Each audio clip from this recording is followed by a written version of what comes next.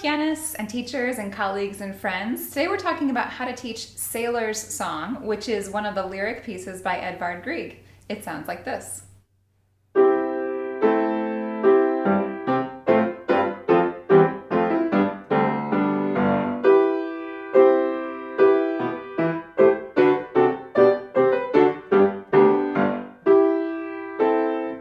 If we haven't met before, my name is Jana Williamson and welcome to my home piano studio in the suburbs of Chicago. This piece is a really great mid-intermediate piece that is essentially an etude in octave technique or octave and big chord technique. And of course it has this march-like feel, and if you think about the title of Sailor's Song, you can think of sailors pulling ropes on a ship, even maybe something like yo ho ho as they work. Or it can have a little bit of a nationalistic flair, almost like a national anthem of some sort. So today I'm looking at this in Jane McGraw's Classics Alive Book 2, the Green Book. I also recommend her Masterpieces with Flair Book 2, which also contains this piece. And I will be sure to link both of those right away in the description so you can click and buy your own edition of those excellent intermediate books. There is a little bit of debate around leveling on this piece. For my Illinois colleagues, this is on our AIM level 8, but Jane McGraw herself only puts this at a level 5 in her book about piano repertoire. So I think the disagreement there is many of the aspects of this piece, such as the key signature, the pitch content, the rhythms, are pretty easy and are a standard, mid-intermediate level. However, the octaves and big chords do take it up to a more difficult technical level. So if you are an adult learner or teaching adults who have big hands and feel comfortable playing big chords, then this piece won't feel that hard. But for children who are in their intermediate study, we do need to take care as teachers that we're not giving them pieces that are stretching them too much. On the other hand, if you have a student who is ready to play octaves, then a piece like this can be an excellent etude, as I said, in studying that octave technique. And that's what we're going to talk about first in this piece. So I love teaching pieces with octaves at the piano for my students, especially teenagers, because they just sound so much more full and big. And students do need to know how to play octaves if they're going to progress into the advanced level and if they're going to play pop music. Let's be honest, a lot of pop arrangements have a lot of octaves in them. Or even if you're going to play lead sheets and charts, you're going to need to know how to play octaves and chords together at the same time. So this type of piece really lends itself towards study towards many other things at a more advanced level. The way I approach teaching octave technique first is to just teach a scale in octaves blocked. And so we're in C major, which makes this very easy. I would start with left hand alone, and we would just do C, contract, then play D, E, F, and go all the way up the scale like that.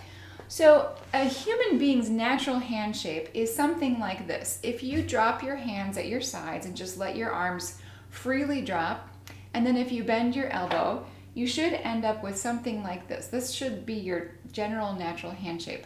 When we expand for an octave, then we are opening that up and using those muscles to hold it open. And the natural tendency for many students is to create a lot of tension in their hand when playing octaves because they stay open in this extended position rather than frequently returning to that natural hand shape. So again, doing that scale in octaves allows you to program your hand to return to the natural shape between each one. Now, when you're playing a piece that goes at a fast tempo, you can't always return to natural hand shape all the way between each octave, but you can do a little bit of relaxation. If you think about a rubber band being stretched out and then just letting it come in a little bit, I like to think about my hand doing octaves that same way. Just stretch, release, stretch, and you can do that very, very quickly. So if I take measure 2, 3, 4 of this left hand, I'm going to do it in slow motion with those relaxations to natural hand shape. Now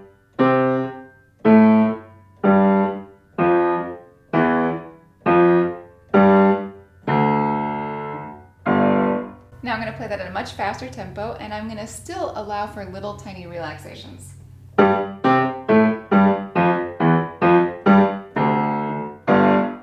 I do the opposite and hold my hand in a fixed position, you can see what that looks like, and you should be able to see some tension building up in my hand.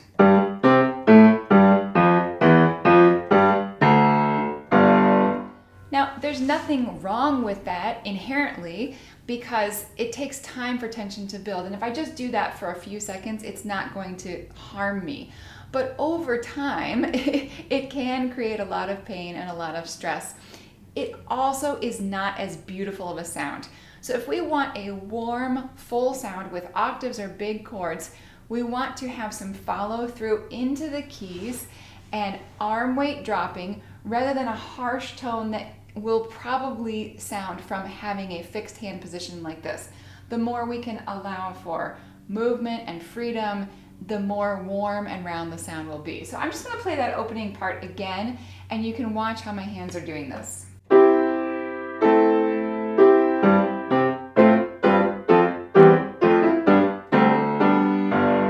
I'm also using follow through into the keys. That would be, like a baseball player swings the bat and they don't stop the bat once it hits the ball. They continue all the way through that swing. That's the same thing here. I'm picturing that I'm going like this kind of motion into the bottom of the keys and on into the rest of the instrument, this direction.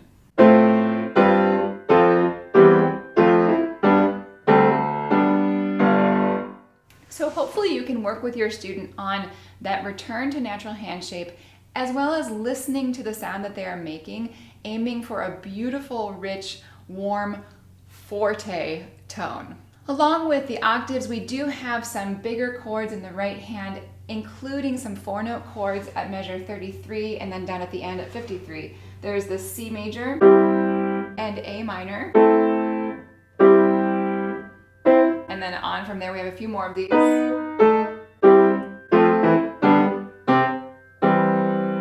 If your student is not able to reach a 4-note chord yet, this may not be the right piece for him or for her. If they can do it and it's a stretch, then maybe this is a good opportunity for them to just practice releasing again between each one, just gently stretching their hand out to its maximum capacity.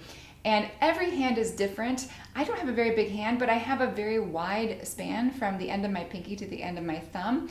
So take a look at your student's hand and determine if this is right now, or if they need to grow a little bit more, or if they just need to choose something different in general. 4-note chords are more difficult for handspan than just plain octaves. All right, let's quickly just blitz through a few more items in this piece. There are some double thirds. We have them in measure 19.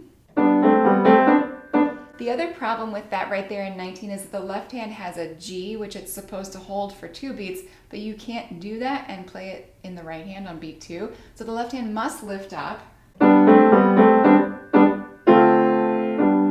This is again a good example of early double third technique. And the way I like to teach this, if you're familiar with the Piano Safari tree frog technique, where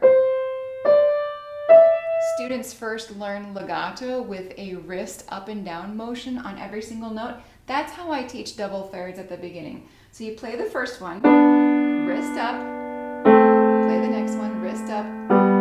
So each one gets its own wrist impulse. That allows for the fingers to be much clearer than if you try this in one slur impulse. Eventually you want to get there, but at the beginning stages I aim for a wrist impulse on each third to help students work on that and be clear. I think one of the other main problems or difficulties of this piece is effectively using the pedal. Grieg does not give us any help on pedal, nor does Jane McGraw. There's no indication on how to pedal in the Classics Alive book. But you do need to use pedal, particularly when you get to that measure 33.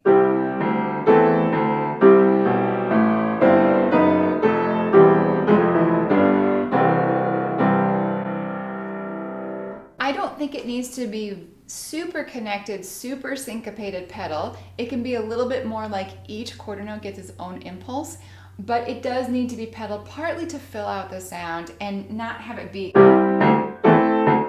really harsh. If you listen to professional recordings of this, you will hear pedal through that section for sure. And remembering that Grieg is, definitely well into the 19th century when he's writing this, pedal would have been expected to help with that legato sound. Lastly, that section at measure 33 and then at the bottom at 53 is the most difficult part of this piece. At 32 and 52, we have a poco retard, which helps you get into it. And then it says a tempo ma ben tenuto, meaning you're going to go back to the tempo, but you're going to hold it carefully. And then you have a poco retard in 55 and 35.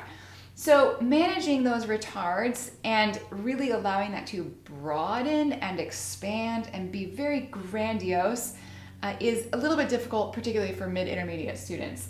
So you're going to want to talk about timing. You might even want to write some lyrics for those 4 measures and talk about how you could sing something very important and regal sounding. You can practice doing the timing with left hand only to help with doing that, and then eventually put it all together. I hope that gives you a few ideas on how to teach the very fun, very important sounding Sailor Song by Edvard Grieg. I do have videos on other pieces by Grieg from the lyric pieces, so make sure you click up there to find the other videos or look in the description below this if you're interested in learning more about other lyric pieces by Grieg. If you have questions about this piece or anything else in the intermediate repertoire, please leave a comment. I'd love to answer that. If you have other pieces you'd like me to cover, also leave a comment for that. Make sure you're subscribed to the channel, that you've clicked the little bell icon to get notifications, and I wish you all the best in your teaching.